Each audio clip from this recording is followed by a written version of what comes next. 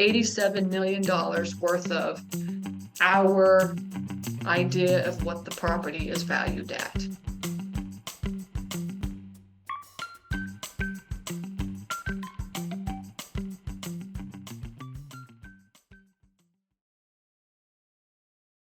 John says you put $87 million worth of offers. Do you mean that much in offers waiting for the sellers to respond? Yes. Exactly. Yes. So we'll put offers out, and what we do is like once we get all the information out, we get to the point that we can get them to the offer. Because the way that Pipe Drive works, and you don't have to use Pipe Drive, right? It's just this is how because we have a lot of leads, so we needed something like a vehicle to manage all of our leads. But when you get to the point where you know that valuation, and actually we just put in like for the valuation of what that lead is, because there's really two different types of numbers, right? That's the number like what you want to offer, right? And then there's the number that the owner wants. And that could be like close, the same type of a number, or it could be like way off, right? So for instance, like we just made an offer on a property, I can't remember where it was, but it was like $400,000. When the owner wrote back and he was like, you're like way off. Like I would never sell this property for 400 grand. So way off could be 600 grand or 800 grand or $1 million, in the owner's mind, it could be whatever it is, right? So, but we just put the number in on the number that we're putting the offer in. That's how we evaluate the property. So we don't know really what the seller wants. We just know what we're putting the offer in for. So it's $87 million worth of our idea of what the property is valued at. Okay, that's really where it's at. All right, let me show you. So, yeah, I was going to get into first of all, this facility that we found is in Texas. I have a really amazing, like all my virtual assistants are like amazing, honestly, but I have a really, really good virtual assistant in Texas. And it's so funny because last year we were working Texas, like we've been working all the states, right? But like we were working Texas, and it was very, very difficult to find leads in Texas last year. It really was very difficult. And I don't and the market in Texas has shifted. And this is really one thing that's like really I love about having turnkey acquisitions at my fingertips is that I really have a very good idea of like the market for every single state in the storage market, right? Because like we're calling the owners. And last year, I mean, we had two virtual assistants working Texas because Texas has like, 5,000, 6,000 storage facilities.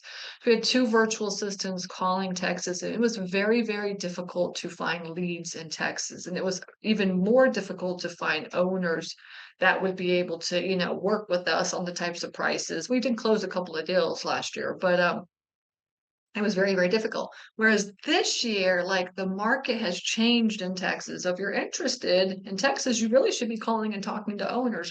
Owners have really changed their mindset in Texas. Excuse me. And they're like wanting offers, right? Which actually it's kind of like nationwide, but it's just very interesting because we were struggling last year in Texas. This lead that we have is in the Austin area. Okay, so not in not in the Austin, like Austin metro area, but kind of outside the Austin area. So if everybody knows Texas, right, you know that like you have the I-35 corridor that just goes from Oklahoma, it goes from Oklahoma City. I don't, it probably goes even further north, I don't know, but from Oklahoma City all the way down to San Antonio. And that 35 corridor is like being built out, like Oklahoma City all the way down to San Antonio. It will become this like massive, huge, like just one big metro. My personal opinion, it will become this way. I remember because I grew up in Austin, so I know Austin very well, right? And it takes about 3 hours to get from Austin to Dallas. And when I would drive from Austin to Dallas, there was like nothing. Like even going through Waco, it was just like, oh, I just missed Waco. And now you're driving from Dallas to San Antonio, and it's just like one city after the other, right? It's just like really growing. And so we really don't do a lot of stuff along the I-35 corridor. I tell all my virtual assistants, I'm like, just stay away from that area. Like you need to be an hour on each side, outside of that area. Okay. And but she did find this deal, which is in Kingsland, Texas. And Kingsland, Texas is it's like an hour, at least an hour or further outside of Texas. It's near kind of Marble Falls and Granite Shoals. And in that area, I'm gonna tell you, it's a very good area to be investing in because it's that's like Austin. If does anybody know about Austin, y'all can just put it into the chat. But like Austin is spreading so much that it's really going up. It's like out into Dripping Springs. It's going up into the Granite Shoals area. The Spicewood area is where it's at. So this is a Kingsland, Texas lead that we have. Hey everybody, this is Stacy here. Thank you so much for watching this video. I am here to teach you how to get your foot into this industry. You're watching this video because you want to learn how to get started in self-storage investing, or maybe you own facilities and you want to be a better manager, a better owner.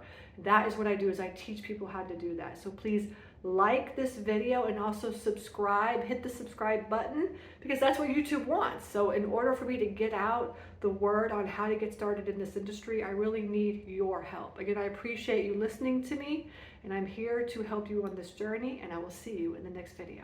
Take care.